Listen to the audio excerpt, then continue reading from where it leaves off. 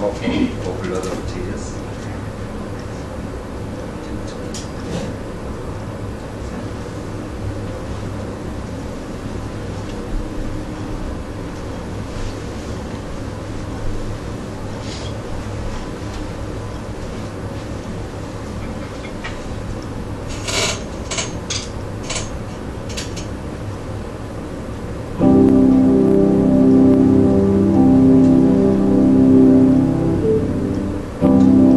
기도하는 시간을 갖기로 합니다.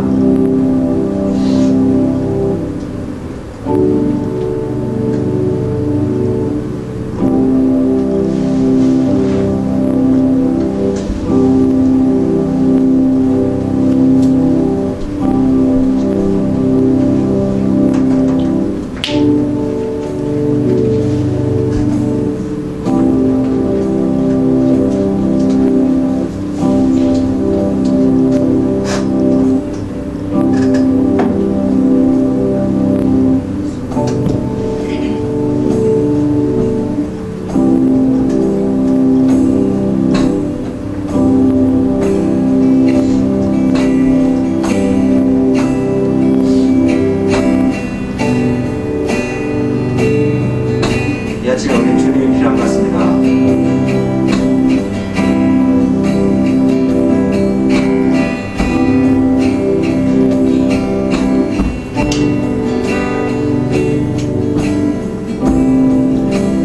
이제는 주님이 필요합니다.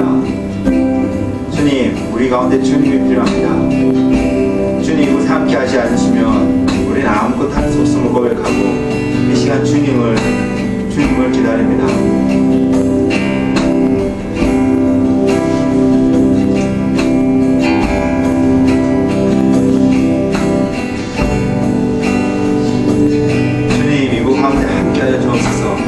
주님, 우리의 마음을 주님 앞에 내려놓기를 원하오니 주님, 우리의 심령 가운데 주의 빛을 비추셔서 주님, 우리의 마음을 바꾸시옵소서.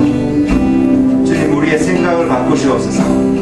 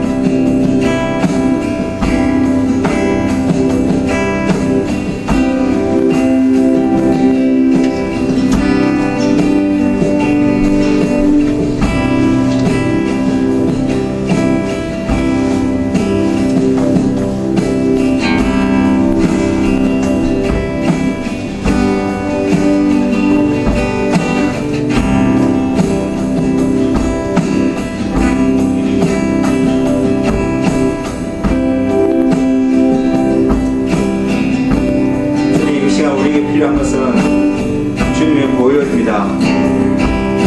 주님의 피가 우리의 죄악을 덮을 수 있고 주님의 피가 우리를 온전히 정결케 할 수 있음을 고백하고 주님의 은혜를 구합니다. 주님의 긍휼하심을 구합니다. 주님, 완악한 우리의 마음을 주님 불쌍히 여기시고 주님, 우리 가운데 주님의 은혜를 부어주옵소서.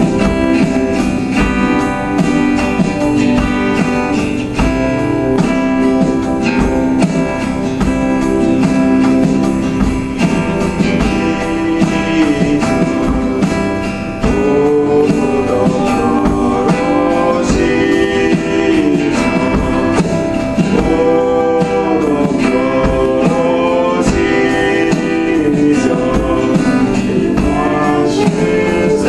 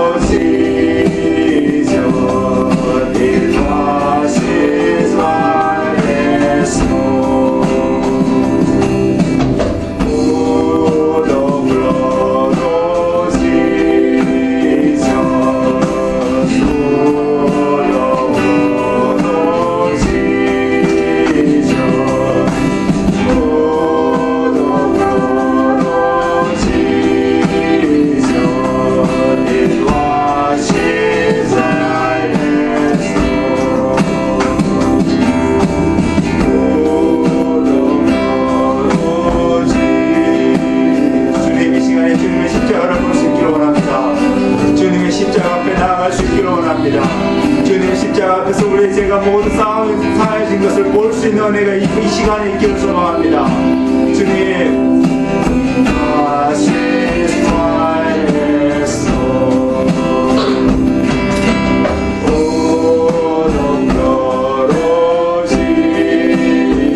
주님 고백하는 것은 우리의 의가 우리를 구원할 수 없음을 고백합니다.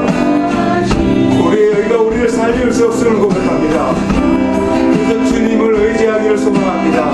그래서 이 시간 주님의 십자가를 바라보기를 원하고, 그래서 이 시간 주님의 보혈한 가운데 걸어가기를 원합니다.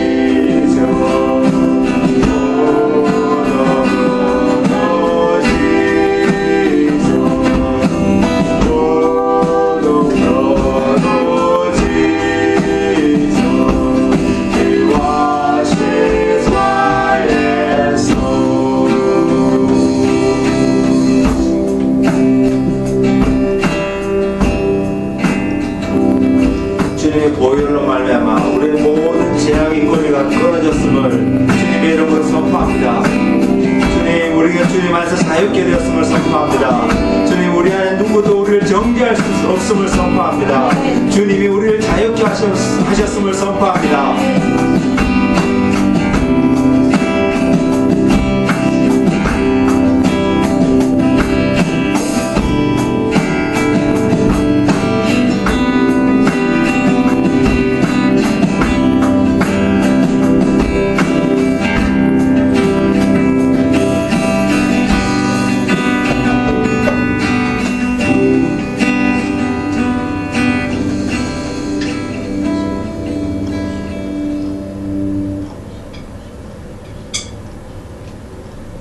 우리를 용납하시고 우리를 그 당신의 품 안에 품으신 주님을 찬양합니다. 주님, 이 품 안에서 떠나지 않기를 소망합니다. 그래서 주님을 바라보고 오늘 또 주님 안에 기쁨으로 걸어가는 주의 백성이 되기를 소망합니다. 예수님 이름으로 기도하였습니다.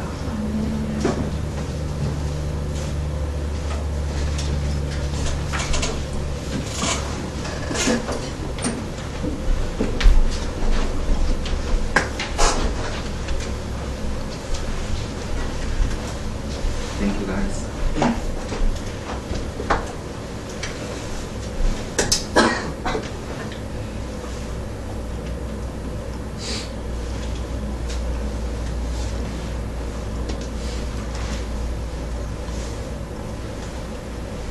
여러분 안에 이런 마음이 있으세요? 정말로 내가 주님을 닮기를 원한다. 난 정말로 주님을 닮고 싶습니다. 난 정말로 주님을 따라가고 싶습니다. 내 안에서 정말로 주님만이 나타나기를 원하십니다. 여러분, 이 마음이 있으세요? 오늘 우리 이 시간에는 이 마음을 점검받을 수 있는 그런 시간이 되었으면 좋겠습니다.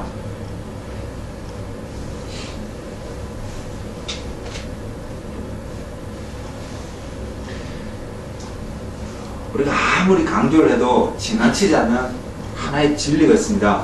그 진리는 뭐냐면 바로 하나님의 존재하심입니다. 이 하나님의 존재하심을 우리는 오늘 성경을 통해서 잠시 살펴보기를 원합니다. 그리고 성경이 왜 우리에게 주어졌는지, 이 성경으로 말미암아 우리가 어떻게 될 수 있는지, 궁극적으로 나아가서 방금 제가 여러분의 질문을 던졌던 그 질문, 진정으로 주님을 닮기를 원하냐는 그 질문에 성경을 통해서 우리는 답할 수 있습니다. 그리고 그 답이 저의 답이 되기를 원하고요, 여러분의 답이 되기를 소망합니다. 이 땅에 참으로 많은 일들이 나오고 있습니다. 그것도 기쁜 일보다는 슬픈 일들이 참으로 많이 일어나고 있습니다. 지금 서방 세계에서는 에볼라로 인해서 두려움과 공포가 점점 증가되어져 가고 있는 모습들을 보고 있습니다. 얼마 전 뉴스 속에서는 뉴욕의 지하철에서 기침만 하더라도 사람들이 혹시나 에볼라에 감염되지 않을까, 저 사람이 혹시 그런 사람이 아닐까 두려워하고 염려하는 모습들이 보도되게 됐습니다. 그리고 세계 곳곳에 자연재해가 분명히 일어나고 있습니다. 끊이지 않고 있습니다. 이것을 바라보며 사람들은 마지막이라고 이야기도 하고 종말이 가까웠다 이야기도 하고 미혹하고 유혹하는 세상을 혼돈케 빠지는 많은 일들도 있음을 우리는 분명히 볼 수 있습니다. 한국에도 사건 사고가 끊이지 않죠. 며칠 전에 또 지하철 지하 주차장에 환풍기 시설, 환풍하는 그 통로가 지상에 나와 있는 그곳에 사람들 올라섰다가 무너져서 많은 사람이 다치고 죽었던 그런 일들도 있습니다.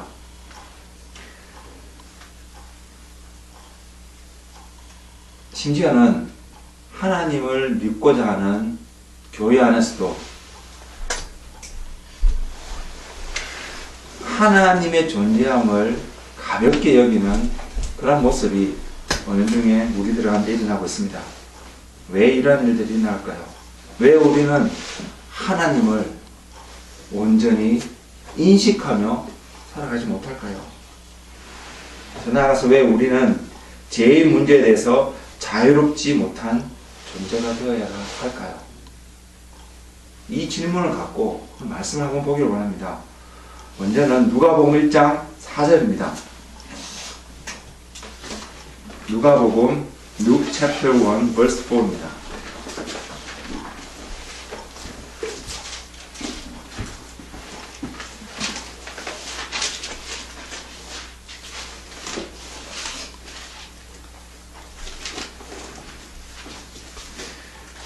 누가복음 1장 4절은 이렇게 말씀하고 있습니다. 이는 각하가 알고 있는 바를 더 확실하게 하려 함이로라.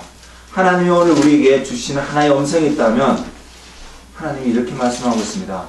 우리가 알고 있는 바를 더 확실하게 하기 위해서 하나님은 사람들을 통하여서 우리에게 하나님의 메시지를 전하고 있습니다. 모르는 것을 전하는 것이 아닙니다. 알고 있는 것을 우리는 또 들어야 됩니다. 왜냐하면 우리의 삶이 여전히 죄의 문제 속에 갇혀있기 때문입니다. 이 죄를 해결하지 않고서는 우리가 그토록 갈망하는 예수 그리스도를 우리 안에 온전히 드러낼 수 없기 때문입니다. 그래서 하나님은 오늘 또 우리에게 말씀을 통하여서 동일한 메시지를 전하고 있습니다. 우리가 알고 있는 바를 확정시켜주고 계십니다. 알고 있지만 깨닫지 못하는 바를 또한 깨닫게 하여 주실 것입니다. 또 성경 말씀 한 구절을 더 보겠습니다. 2 Timothy chapter 3 디모데후서 3장 verse 16 to 17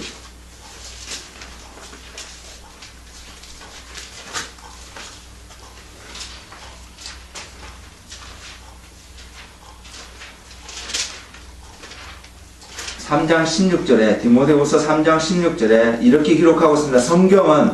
모든 성경은 하나의 성경이 아닙니다. 우리에게 주어진 모든 성경은 하나님의 감동으로 된 것으로 교훈과 책망과 바르게 함과 의로 교육하기에 유익하다고 말하고 있습니다. 목적이 있습니다. 왜 우리에게 교훈과 책망과 바르게 함과 의로 교육하기를 원하시냐면, 왜 우리가 죄 가운데 벗어나서 바른 삶을, 하나님 보시기에 올바른 삶을 살기를 원하시냐면 그 다음 절에 설명하고 있습니다. 먼저는 저와 여러분을 하나님의 사람으로 온전케 하기 위해서입니다. 하나님의 사람으로 그냥 부분적으로만 나타내는 것이 아니라 하나님의 사람으로 온전케 하기 위해서. 이 말은 우리 안에 예수 그리스도가 온전히 증거되기를, 드러나기를 원하시는 하나님의 갈망이, 하나님의 소망이 이곳에 숨어 있습니다. 그래서 우리에게 바르게 함과 의로 교육하고 또 교훈과 책망으로 함께하고 있습니다. 그 이유가 있습니다.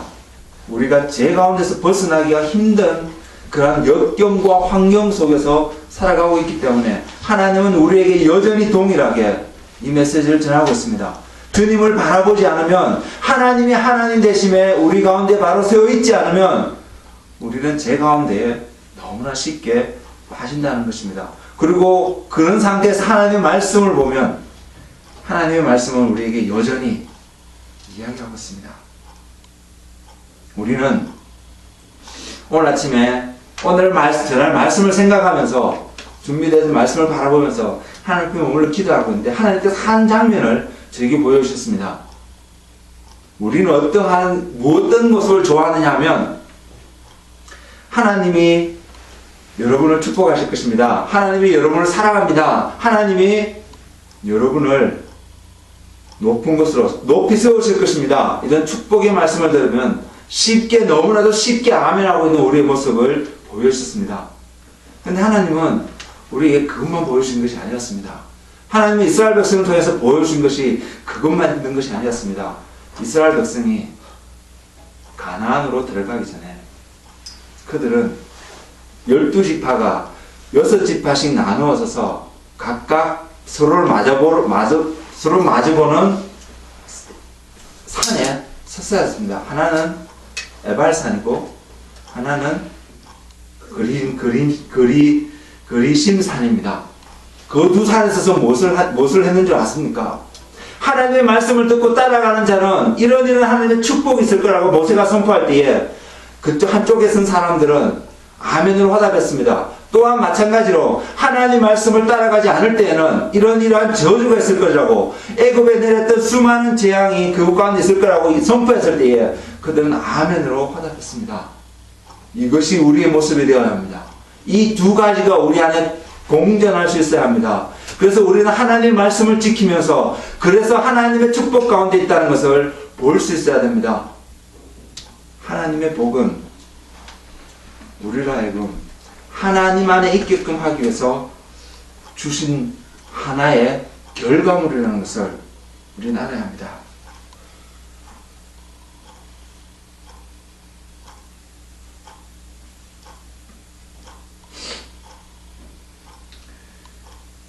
제가 이런 질문을 던졌습니다. 왜 세상은 우리의 살고 있는 사회 주변은 안타까운 일들, 안 좋은 일들이, 서로가 상처를 주고 힘들어하는 일들이 많이 일어날까요? 그리고 왜 우리는 죄의 문제에 대해서 자유롭지 못할까요? 이런 질문을 던졌습니다. 이 질문에 궁극적으로 대답할 수 있는 하나의 명제는 내 안에 여전히도 하나님이 온전히 자리 잡고 있지 않기 때문입니다. 여러분 마음을 한번 점검해 보십시오. 내 안에 지금 하나님이 얼마만큼 내 삶 속에 비중을 차지하고 있고 자리 잡고 있는지 한번 살펴보시기 원합니다. 하나님이 온전함으로 그 사람 속에 나타나는 사람은 하나님의 공의 가운데, 하나님의 법 가운데 온전히 걸어가는 사람이 될 것이고, 그렇게 걸어가기 때문에 그는 자유로운 자가 또한 될 것입니다. 우리가 날마다 하나님 앞에 서서 생활한다는 것은, 하나님을 온전히 경외한다는 것은 죄에 대해서 자유로워질 수 있다는 것을 뜻합니다. 그리고 하나님의 은혜 가운데 부족함이 살아갈 수 없다는 것을 뜻합니다. 하지만 그분의 존재에 대해서 알게 모르게 무시하는 우리의 삶은 우리는 오늘도 여전히 죄 가운데 살아갈 수밖에 없습니다.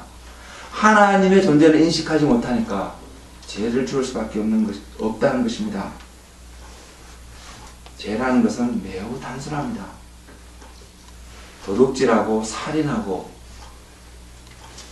이런 것만이 죄가 아닙니다. 우리가 지금 죄라고 말합니다. 하나님 오늘 우리에게 죄라고 말씀하고 지적하고 있는 그 한 가지는 무엇이냐면 하나님을 바라보아야 하는데, 하나님만이 우리의 삶의 중심이 되어야 되는데 그것이 되지 못한 우리의 모습을 향해서 하나님은 죄라고 말씀하십니다.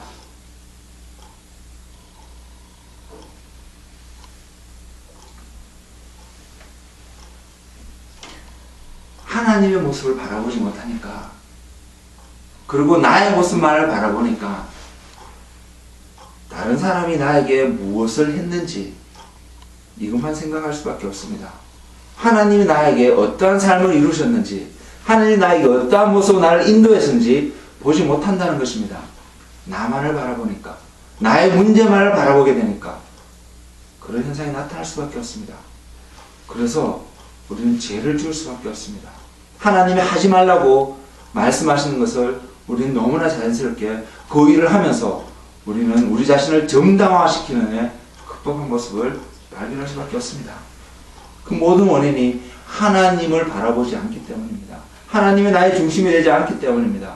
하나님 앞에 누가 자신의 의를 드러내겠습니까? 근데 그 하나님 앞에 서지 않기 때문에 우리는 나의 의를 드러내려고 하는 모습이 우리 삶 속에 있다는 것입니다.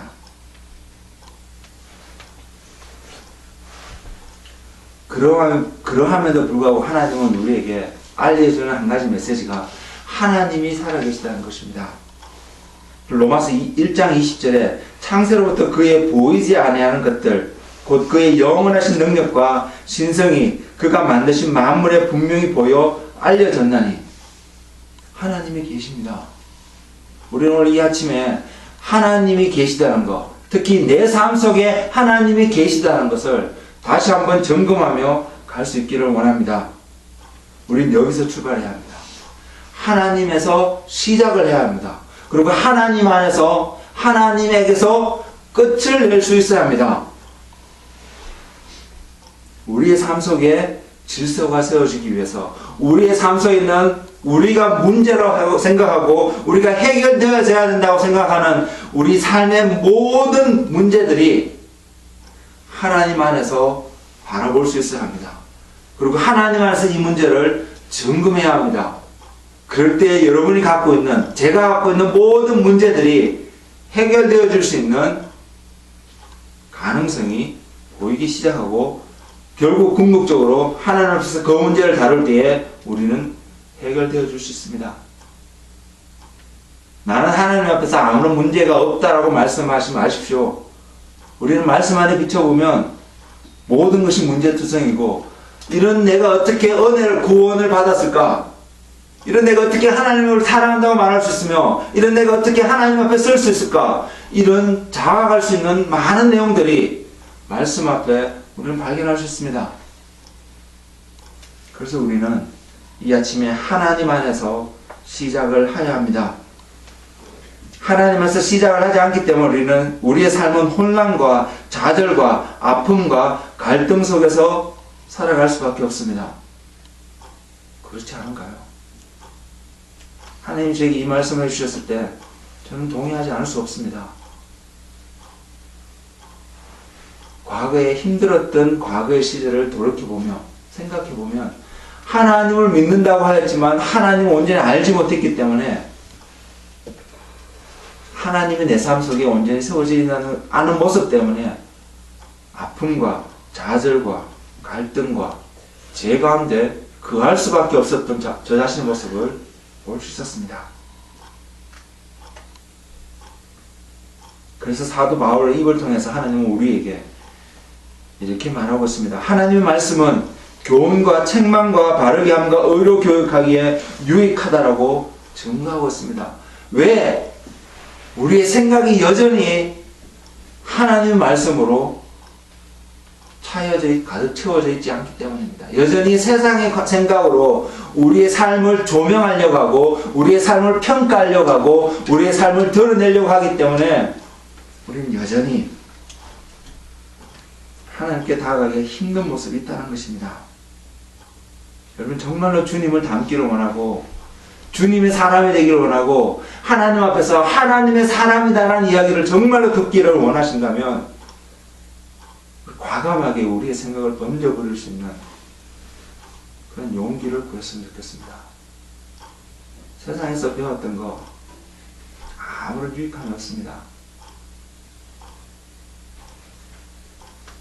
하나님의 말씀으로 그것을 재조명하고 하나님의 말씀으로 그것을 다시 한번 새롭게 우리 삶 속에서 세워지지 않으면 여러분 세상에서 배웠던 경험했던 모든 것들은 우리를 파멸로 이끌어갈 것입니다. 저는 하나님의 사람이 되기를 원합니다. 자주 넘어지고 무너지지만 그러나 다시 한번 서서 하나님의 사람이 되기를 원합니다. 또다시 십자가를 바라보기를 원합니다. 그곳에 자유함이 있기 때문입니다.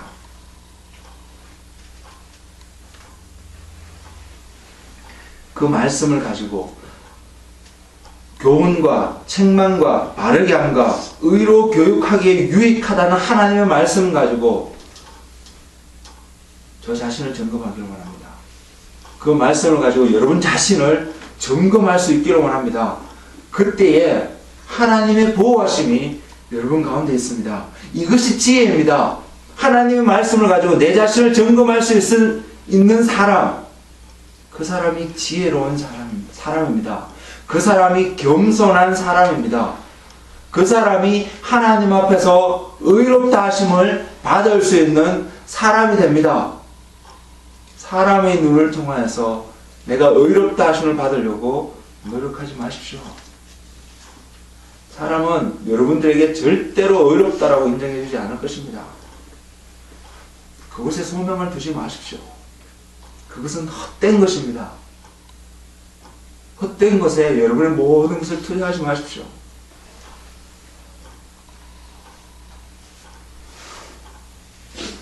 성경은 처음부터 끝까지 하나님의 계심을 드러내고 있습니다.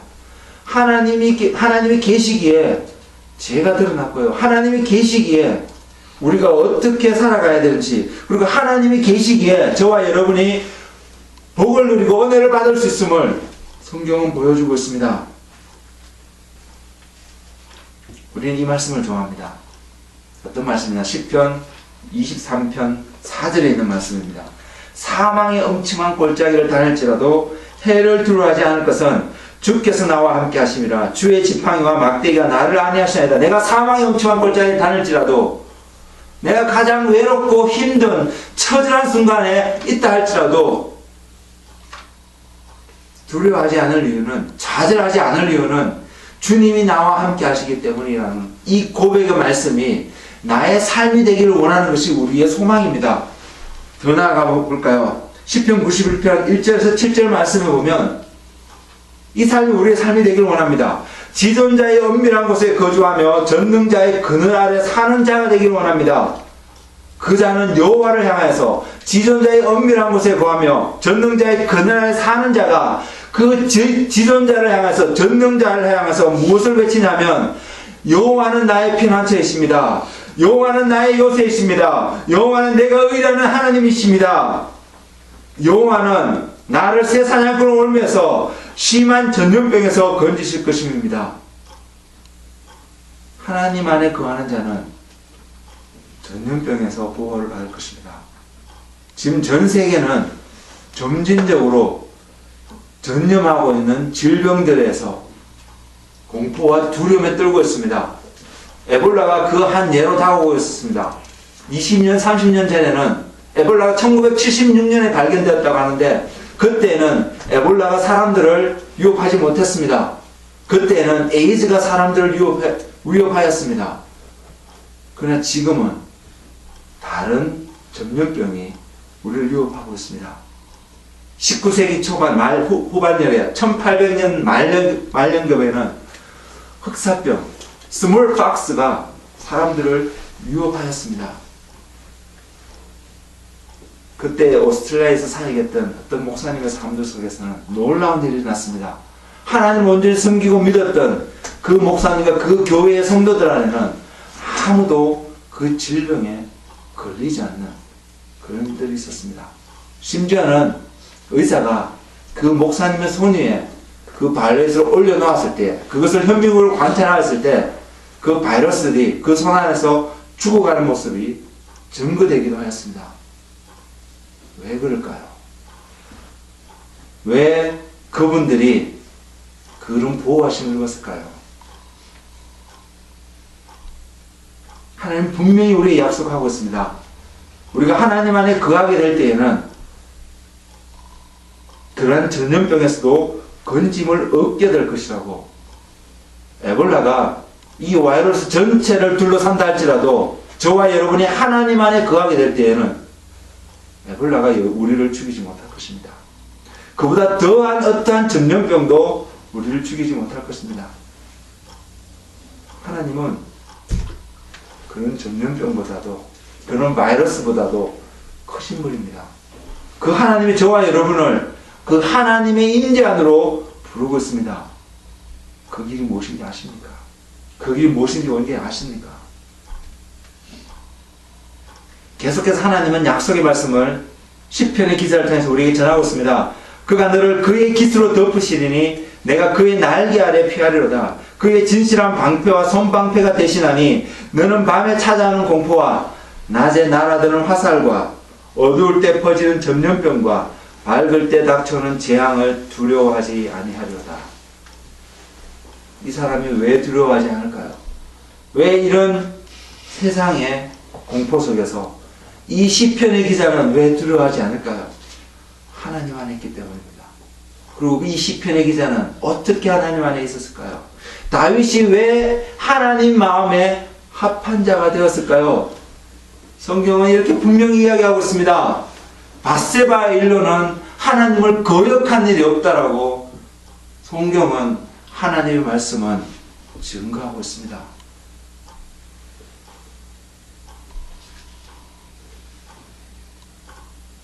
하나님이 이 약속의 말씀이 여러분의 삶을 다스리기를 원하십니까? 그러면 하나님을 여러분의 기준으로 삼으십시오. 하나님을 여러분의 하나님으로 온전히 세우십시오. 하나님의 말씀이 여러분의 삶을 이끌어가도록 만드십시오. 하나님의 말씀 가운데서 여러분의 삶의 모든 문제의 답을 찾으십시오. 그 안에 있습니다. 진리는, 제가 종종 여러분에게 이런 말씀을 드리는데, 진리는 여러분을 아프게 할 것입니다. 근데 그 진리를 붙잡는 자는 자유함을 누리게 될 것입니다. 이런 용기가 여러분들 안에, 저 안에 넘치기를 원합니다. 아프기 때문에 벗어나고 싶고, 아프기 때문에 도망가고 싶은 것이 모든 사람의 마음입니다. 근데 하나님의 말씀의 진리, 그 아픈 것은 우리의 제약된 생각을 도려내기 때문에 아픕니다. 제가 어제 저희 그 카카오톡 그룹에 하나의 메시지를, 동영상을 올렸습니다. 페이스북에 통해서 있는 동영상을 올렸는데 못 보셨다면 한번 보시기 원합니다. 단막극처럼 보여지는 메시지였습니다. 하나님께 대화하기로 하고 하나님께 불평하고 있는 한 사람의 모습이 있었습니다. 하나님이 그에게 나타나셔서 하나님이 무엇을 하기를 원하시는지 보이셨습니다. 정을 갖고 망치를 가지고 그 사람을 다시 한번 빚어가시는 하나님의 모습을 보여주셨습니다. 하나 때릴 때마다, 시즌할 때마다 아픈 모습이 보였습니다. 그러나 결국은요, 하나님 앞에서 그 감당함을, 다스림을 온전히 받게 될 때에 우리는 그리스도의 모습으로 태어난다는 것입니다. 하나님을 여러분의 기준으로 삼으십시오. 그럴 때에 하나님의 보호하심 안에 있습니다. 세상이 여러분을 대적한다 할지라도 하나님은 여러분을 보호하실 것입니다. 하나님이 기준되어져 있지 않기 때문에 우리는 너무나 쉽게 죄를 짓습니다. 그래서 성경은 죄에 대해서 이야기할 수밖에 없습니다. 하나님의 말씀은 우리의 죄악을 지적합니다. 빛 가운데 드러내기를 원합니다. 왜냐하면 죄가 우리 속에 존재하는 이유는 첫 번째 단초가 잘못 끼워졌기 때문입니다. 하나님이 되셔야 되는, 우리 삶 속에 하나님이셔야 되는데 그것이 온전히 세워져 있지 않으니까 우리는 깨닫지도 못한 사이에 죄를 짓는다는 것입니다. 여러분, 아담이 선악과를 먹었습니다. 그리고 선악과를 먹었고 난 이후에 아담이 한 일이 뭔지 아십니까? 그것을 다시 한번 기억하기 원합니다. 아담은 벌거벗은 자신의 모습을 보았습니다.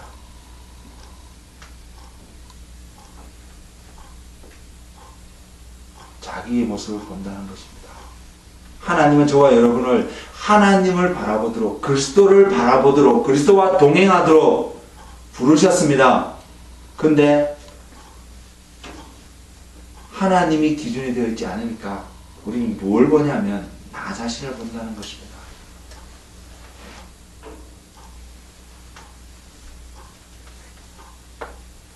그것이 제약이라는 것입니다.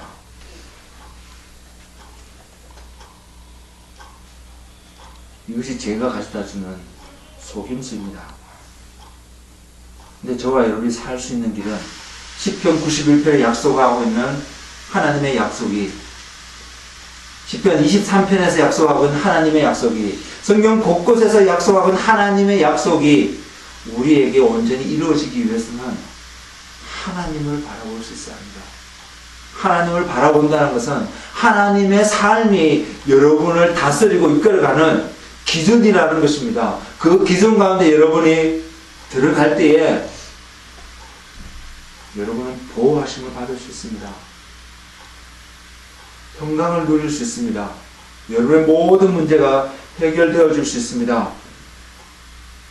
하나님을 바라보지 못하고 우리가 우리 자신을 바라보게 되면 우리는 먼저로 남을 무시하는, 남을 비판하는 그런 교만함 속에 빠지기 쉽습니다. 하나님은 세상에 있는 어떤 제약보다도 더 강력하게 대응하시는 제약이 교만의 죄입니다. 사단이 하나님은 그렇게 가까이에서 예배를 하였지만 떨어질 수밖에 없었던 이유는 그의 교만 때문이었습니다. 사단의 교만이 어떻게 나타났습니까? 하나님을 대적하는 것으로 나타났습니다. 우리 또한 얼마든지 그렇게 될 수 있다는 것입니다. 교만해지기 때문에, 나도 알지 못하는 사이에 그런 상황에 빠지기 때문에 다른 사람을 정죄하고 비난하고 헐뜯는 말들을 할 수 있습니다. 손가락질하는 일들을 할 수 있습니다. 이것이 교만이 가져다주는 속임수입니다. 내용을 가만히 보면 나는 옳다가 될 수 있기 때문입니다. 그럴 수 있습니다. 분명히 우리 자신은 옳을 수 있습니다. 근데 그것이 손가락질하는 모습이 된다면, 나의 의를 드러내는 모습이 된다면 그것은 죄가 된다는 것입니다. 하나님 안에서, 하나님 앞에서. 또 하나는 자기 자신을 바라보기 때문에 자기 연민에 빠지기가 너무 쉽다는 것입니다. 자기를 바라보고 나는 왜 이래? 나는 왜 안 될까? 비난하고 좌절하기에 너무나 쉽게 그곳에 빠져들어간다는 것입니다. 나는 왜 다른 사람에 비해서 이거 못할까? 이런 생각을 한다는 것입니다. 하나님을 바라보지 않기 때문입니다. 하나님의 말씀이 뭐라고 약속하고 있습니까? 내게 능력 주시는 자 안에서 능치 못할 일이 없다라고 하고 있습니다. I can do everything in Christ, in God, who gives the strength. 여러분이 하나님으로 기준을 세워졌을 때 여러분 앞에 놓인 어떠한 장애물도 더 이상 장애물이 되지 않을 것입니다. 하나님이 여러분을 들어서 옮기실 것이기 때문입니다. 그래서 못한다라고 말씀하지 마십시오. 할 수 없다라고 말씀하지 마십시오. 그것은 변명에 불과할 것입니다. 할 수 없다고 말하는 것이 아는 것이라 하나님 앞에서 하나님, 내가 이것을 어떻게 극복할 수 있습니까? 극복할 수 있는 길을 보여달라고 기도하십시오. 하나님의 약속이 있지 않습니까? 기도하면 하나님이 응답해 주시겠다고, 함께 해 주시겠다고 약속하고 있지 않습니까? 자기의 상처에 빠져서, 자기의 열등감 속에 빠져서, 자기 연민 속에 빠져서 살아가는 사람은 갇혀서, 자기가 스스로 세운 감옥 속에 갇혀서 헤어나지 못한 사람이 될 것입니다. 하나님은 저와 여러분을 자유케 하셨습니다. 우리는 그곳에 빠질 이유가 없습니다. 이 두 가지의 공통점은 하나님을 바라보지 않기 때문에 생기는 결과입니다. 하나님을 기준으로 삼지 않기 때문에 생기는 결과입니다.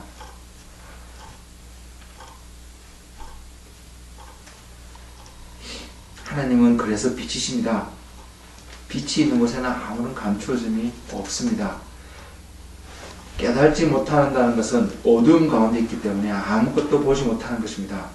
그래서 그 사람은 스스로 사망의 길로 나아갑니다. 모르기 때문입니다. 볼 수 없기 때문입니다. 하나님의 말씀이 여러분 앞에 놓여질 때에 여러분 그것을 붙잡으십시오. 그리고 그 말씀 가운데로 여러분 나아가십시오.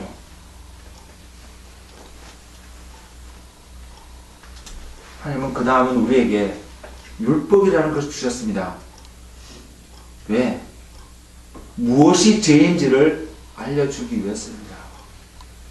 하나님만을 섬기고 하나님만을 온전히 사랑하게 하기 위해서 하나님은 이스라엘 백성들을 애굽 땅에서 끄집어내셨습니다. 하나님이 저와 여러분을 오늘 이곳에서 예배하게끔 하신 이유는 하나님만을 섬기고 하나님만을 사랑하게 하기 위해서 이곳에 불러내셨습니다. 그리고 하나님의 율법을 주셨는데 이것은 우리로 하여금 무엇이 죄인지를 명확하게 우리 삶 속의 기준으로 세우기 위해서 주셨습니다. 그래서 율법은 몽학선생이라고 합니다.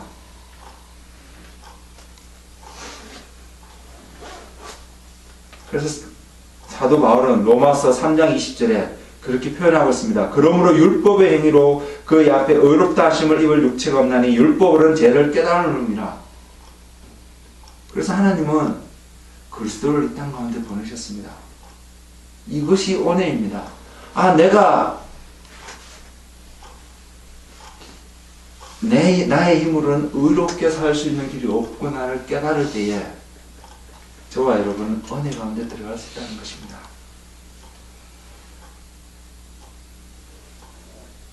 그래서 구원이 하나님의 은혜입니다. 성경은 이것을 이야기하고 있습니다. 성경은 이것을 이야기하고자 하나님은 우리에게 이것을 주고자 율법을 또한 이야기해 주셨습니다. 법을 말씀해 주셨습니다. 우리로 하여금 죄악 가운데서 벗어날 수 있는 길을 보여주셨습니다. 예전에 아담이 에덴 동산에서 살았던 그 방법을 보여주셨습니다. 그 삶의 방식은 하나님을 바라보고 하나님과 동행하는 것입니다. 하나님의 말씀으로 내 자신을 세우는 것입니다. 하나님의 말씀이 우리의 삶의 기준이 되는 것입니다.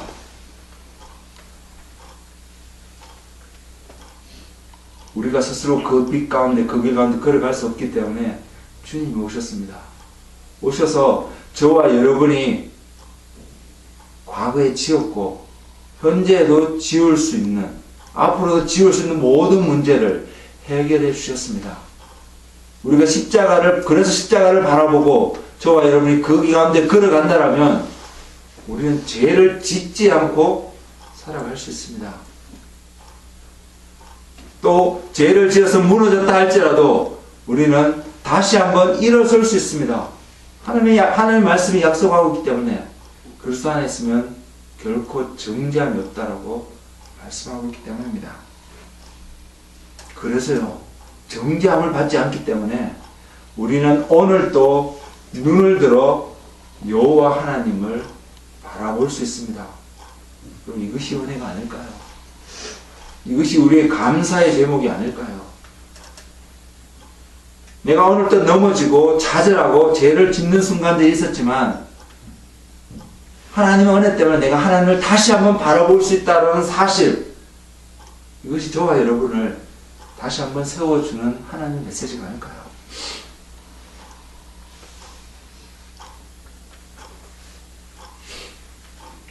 많은 이들이 사랑받기를 원하고 사랑하며 살아가기를 원합니다. 맞습니다. 우리는 그래야 합니다. 그 사랑을 가장 잘 나타내는 그 십자가라고 표현을 합니다. 여러분, 십자가를 바라볼 때 기억해야 될 한 가지가 있습니다. 십자가는 분명히 사랑을 이야기하지만 내가 죄인이라는 것을 깨닫지 못하는 사람은 십자가는 아무런 의미가 없다는 것입니다. 십자가가 더 이상 그 사람에게는 사랑의 상징이 되지 않는다는 것입니다. 십자가가 더 이상 그 사람을 구원해 주지 않는다는 것입니다. 아, 내가 죄인이구나 알 때에 십자가가 여러분을 구원하여 줍니다. 예수님의 사랑이 여러분을 사망의 길에서 생명의 길로 옮긴다는 것입니다. 왜? 십자가는 하나님의 공의로 다 죽을 수밖에 없는 사람들을 예수님이 그 모든 심판을 자기의 몸에 짊어지셨기 때문입니다. 하나님이 이미 그 죄를 심판하셨기 때문에 우리는 하나님의 나라로 들어갈 수 있게 되었다는 것입니다.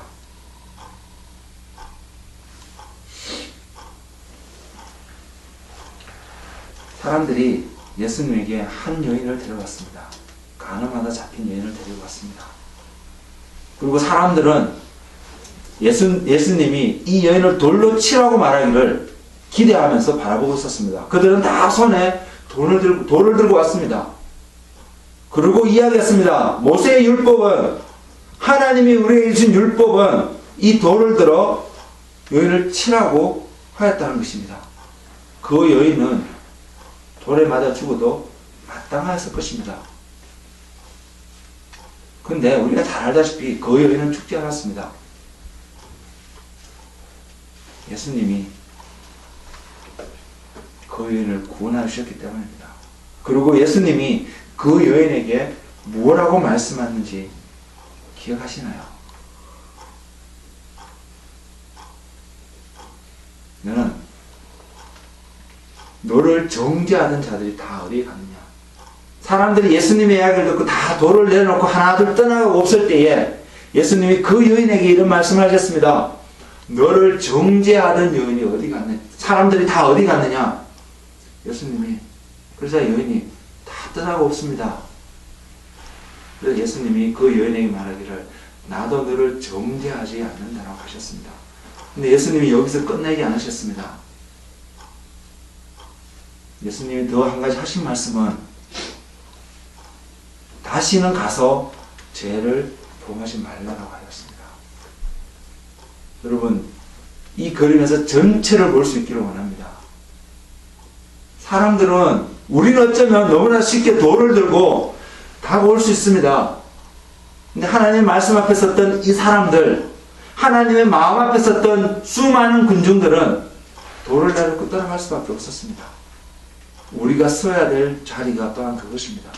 돌을 들고 가는 것이 아니라 돌을 내려놓고 갈 수 있어야 된다는 것입니다.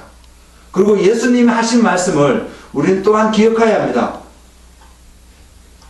구원받았기 때문에 더 이상 죄 짓는 자리에 가지 않아야 되는구나. 죄의 심각성을 깨닫고 살아갈 수 있는 자가 되어야 된다고 믿습니다.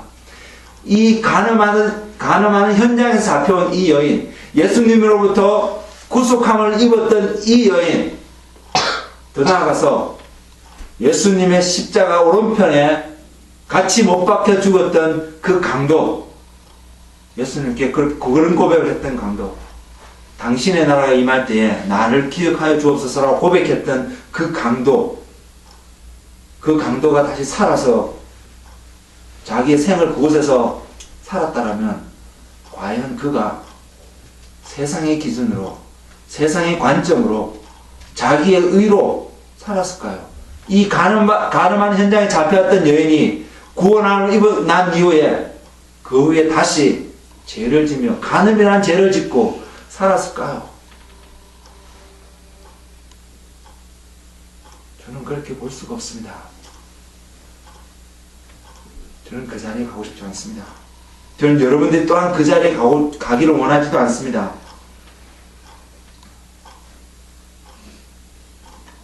가늠하는 현장, 그 장면은 하나님 앞에 섰을 때 아무도 의롭지 않다는 것을 분명히 주님은 보여주고 있습니다.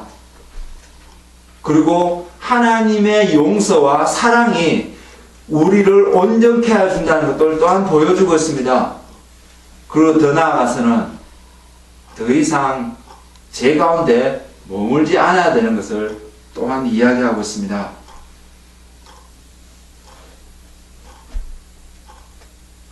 여러분 안에 사소한 것 하나라도 하나님 보시기에 죄가 될 수 있다라면 여러분 그것을 미워하는 마음을 가지십시오. 죄를 저주하는 마음을 가질 수 있기를 원합니다. 그래서 하나님의 은혜 가운데 정말로 살아갈 수 있기를 원합니다. 온전한 사랑은 우리를 죄 가운데 빠지지 않도록 도와줍니다. 왜 그럴까요? 기준을 보여주기 때문입니다.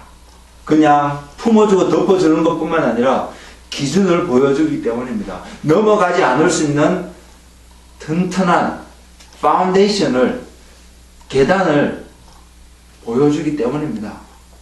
그 가운데 여러분 올라서시면, 그 가운데 그 계단으로 한 걸음 내디디시면 여러분은 지금까지도 경험하지 못했던 더 깊은 하나님으로부터 주어지는 사랑을 경험할 수 있습니다. 그래서 사랑은 무리에 행치 않습니다. 또한 사랑은 불의를 기뻐하지도 않습니다. 또한 사랑은 성내지도 아니하지만 또한 사랑은 악한 것을 생각하지도 않습니다. 이것이 사랑입니다. 이것이 하나님이 우리에게 말씀하신 온전한 사랑입니다. 또한 사랑은 진리와 함께 기뻐합니다. 이것이 사랑입니다. 이거 모든 것을 우리가 모르지 않습니다. 알고 있습니다. 그런데 누가의 입을 통하여서 하나님은 오늘 또 우리에게 말씀하고 있습니다. 우리가 아는 바를 더 확실하게 하기 위해서 말씀을 주셨습니다. 사도 바울이 그를 통해서 우리가 무엇을 하느냐 하면 무엇이 바른 것이며 무엇이 교훈이며 무엇이 의로운 것이며 이것을 확정하여 주시기 원하신다는 것입니다. 여러분 그것이 옳은 것이면 그렇게 사십시오. 그렇게 걸어가십시오. 하나님이 여러분을 온전케 하실 것입니다.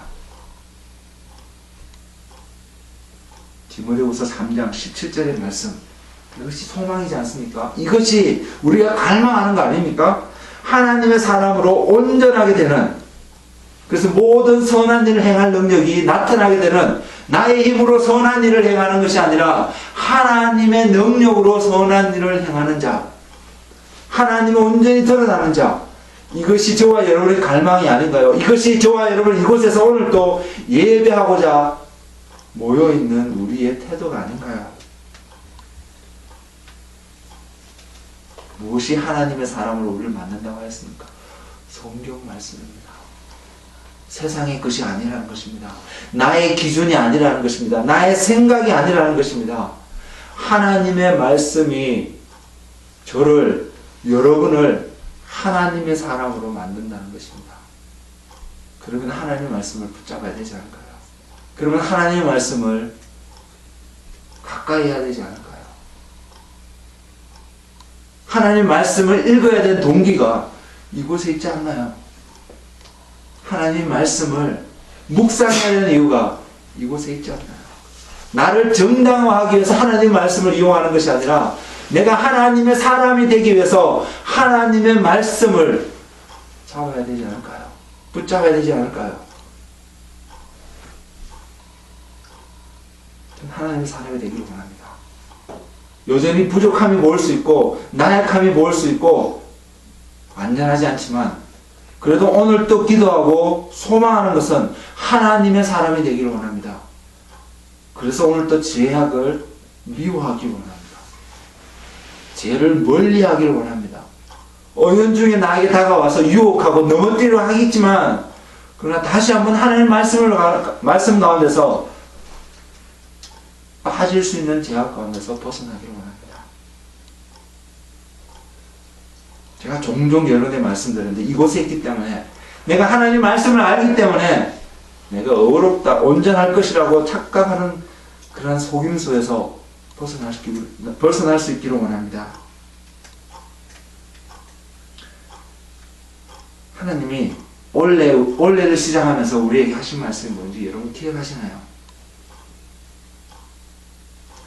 하나님이 우리에게 던지신 화두는 우리의 생각을 바꾸기를 원하시는 하나님의 마음입니다. 하나님의 계획입니다. 올해가 시작되는 포인트라고 말씀하셨습니다. 올해가 가기 전에 이것이 완전히 이루어지면 좋겠지만 이것이 완전히 이루어지지 않는다면 여전히 저는 하나님께 나의 모든 주권을 드림으로 말미암아 나의 생각을 바꿔갈 수 있는 하나님 은혜가 내 가운데 있기를 소망합니다. 하나님의 말씀 안에 우리의 모든 것을 세우기를 원하십니다. 그럴 때에 우리는 하나님이 인정하시는 선한 일을 저와 여러분이 할 것입니다. 하나님이 이것을 하기를 원하실까? 하나님이 이것을 기뻐하실까? 이것이 우리의 삶의 기준이 되었으면 좋겠습니다. 이것으로 우리가 삶을 나누고 이야기하고 격려하고 함께 갔으면 좋겠습니다. 이것이 하나님의 가족이 아닐까요? 하나님을 주인으로 모시고 하나님을 내 아버지로 모신 사람들이 모인 무리 가운데 나타내야 될 특징이 아닐까요? 이런 일을 할 때에 우리가 살지 않을까요? 저는 이것을 포기하지 않을 것입니다. 누가 무엇이라고 말하든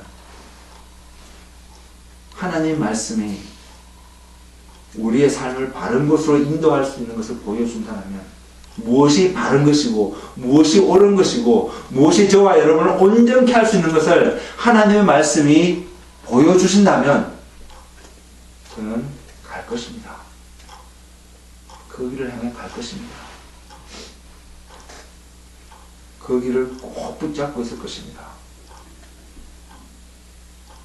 그리고 하나님 앞에 섰을 때에 하나님의 사람이 되었다는 것을 내가 하나님의 그 의 앞에 그 거울 앞에 섰을 때에 나의 모습이 아닌 예수 그리스도의 모습이 내 안에서 온전히 드러나게 되는 그것을 소망하며 오늘 또 서기를 원합니다. 때로는 나약해서 때로는 연약해서 넘어지고 좌절하는 그런 순간이 있다 할지라도 때로는 마음이 너무 찢어지고 아파할 수밖에 없는 그런 여건이 내게 주어진다 할지라도 저는 하나님 앞에서 온전하고 선한 일을 감당할 수 있는 그런 사람이 되기로 소망합니다. 그리고 저는 여러분들이 그런 사람이 되기를 원합니다. 우리의 연약함이 때로는 서로에게 상처를 주기도 하고 화를 만들기도 하고 너무나도 힘들게 하는 상황들이 있다 할지라도 저는 하나님 앞에서 그 사건 상황들을 점검하고 하나님 안에서 하나님의 사람이 돼서 온전하게 하나님의 선한 일을 나타낼 수 있는 사람이 되기 위해서 저는 오늘 또 그 진리 안에 그 진리 앞에 대면할 것입니다. 그리고 문제가 있다라면 바꿀 것입니다. 그리고 하나님을 높여야 될 상황들이 있다면 그리고 하나님께 감사를 드려야 될 내용들이 있다면 감사함으로 또한 그곳에 나아갈 것입니다. 그래서 제 삶 속에 또 저와 함께 예배하고 기도하는 모든 사람들의 삶 속에 하나님이 드러나는 그런 놀라운 하나님의 은혜가 우리 가운데 있기를 원합니다. 기도하겠습니다.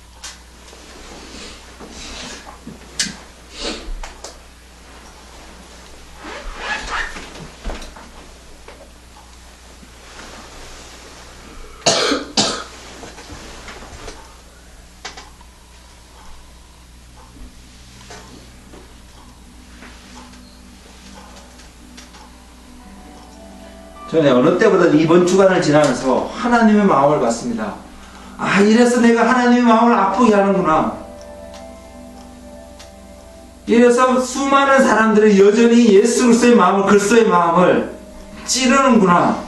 그분을 여전히 십자가에 못 박고 있구나를 보았습니다. 이렇게 우리의 마음은 완악합니다. 이렇게 우리의 마음은 나약합니다. 이렇게 우리의 마음은 우리 자신을 바라보기에 너무나도 길들여져 있는 것을 저는 보았습니다. 이 방 안에 아무도 그런 예외가 없습니다. 그래서 우리는 하나님의 말씀 앞에 서서 하나님 앞에 하나님, 나의 삶 속에 하나님을 주인으로 세우지 못했습니다. 하나님, 나의 삶 속에 하나님의 기준으로 세우지 못했습니다. 변명하지 않고 나아갔으면 좋겠습니다. 자복하며 나아갔으면 좋겠습니다. 그럴 때 하나님이 저와 여러분에게 하나님의 말씀을 다시 세워서 거룩한 자로 서게끔 하여 주실 것입니다. 저는 그 하나님을 신뢰합니다. 그 하나님을 믿습니다. 하나님은 미쁘시기 때문에, 하나님은 선하시기 때문에 나의 죄를 자복하고 고백하는 자에게 하나님의 용서를 베풀어 주실 것에 대한 하나님의 약속을 저는 믿습니다. 하나님은 오늘 시편 23편에서 그리고 시편 91편에서 약속하신 그 약속의 말씀을 나의 삶 속에서 온전히 이루어 가실 것을 믿습니다. 제가 하나님 앞에 정직하게 고백하며 나아갈 때에, 그리고 하나님 나에게 힘이 필요합니다.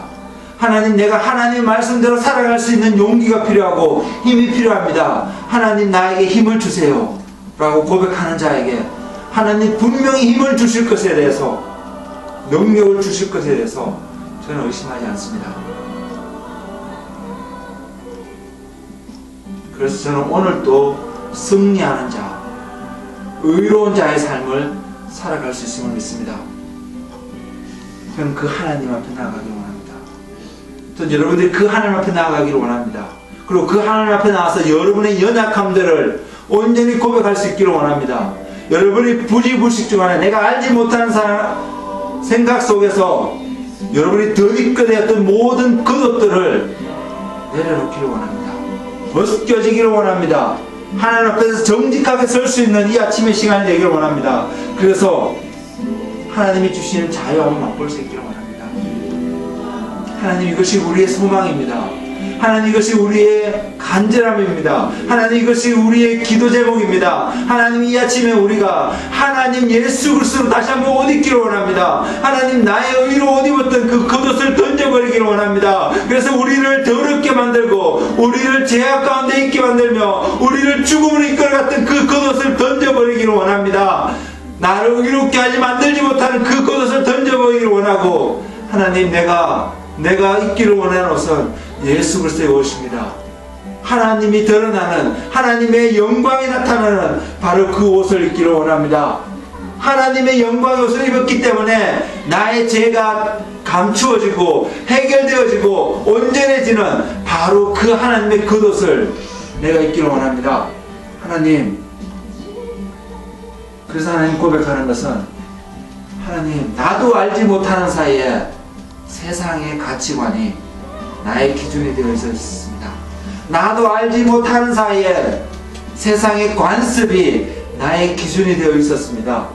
나도 알지 못하는 사이에 하나님을 드러내는 것이 나의 관심이 아니라 나를 드러내는 것이 나의 관심이었습니다. 하나님, 이제 이것을 주님 앞에 내려놓기를 원합니다. 이것을 십자가에 온전히 못 박기를 원합니다. 그리고 하나님, 이제는 내가 사는 것이 아니라 예수 그리스도로 말미암아 사는 자 되기를 원합니다. 하나님,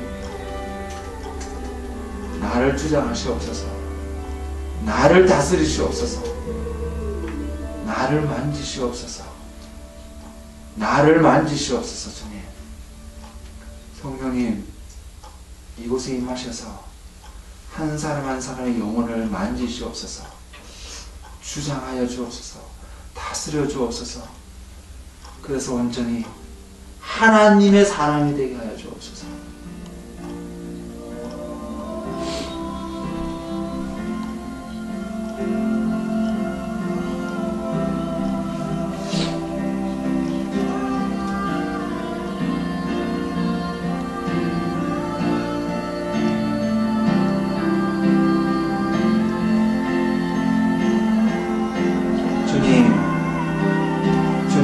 주의 영을 부으소서. 이곳에 주님의 임재하심을 부으시옵소서. 그래서 주님의 공의 앞에, 주님의 사랑 앞에 온전히 설 수 있는, 온전함을 얻을 수 있는 그 은혜를 구합니다. 그래서 하나님의 사람이 되기를 원합니다. 하나님의 백성을 온전히 살아갈 수 있기를 원합니다. 하나님, 더 이상 세상 가운데 물들어 있는 나의 모습이 아닌 하나님의 모습으로 드러날 수 있기를 원합니다. 주님, 이곳에서 다스려 주옵소서. 주장하여 주옵소서.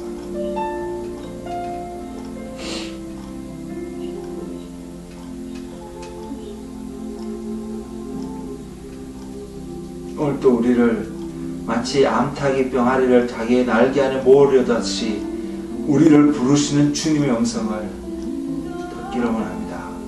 그리고 주님의 음성 앞에 나아가서 주님, 내가 여기 있습니다. 나를 회복시켜 주옵소서. 나를 회복시켜 주옵소서. 나를 온전케 하여 주옵소서. 주님 안에서 온전케 되게 하여 주옵소서 라고 기도하며 나아가는 주님의 백성이 되기를 소망합니다. 그리고 그 기도하는 주의 백성들 가운데 하늘의 신령한 은혜로, 하늘의 빛으로 채우시옵소서.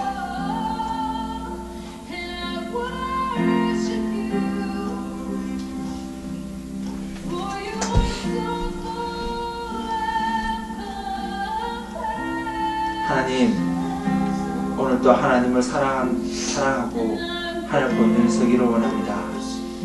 하나님이 나의 삶이 되기를 원하고 하나님이 나의 기준이 되기를 소망합니다. 주님, 오늘도 가르치시며 오늘도 주님 안에서 한 걸음 한 걸음 걸어가는 주의 백성 되게 하여 주옵소서. 모든 영광을 주님 앞에 올려드립니다. 감사하고 예수님의 이름으로 기도드렸습니다. 아멘. You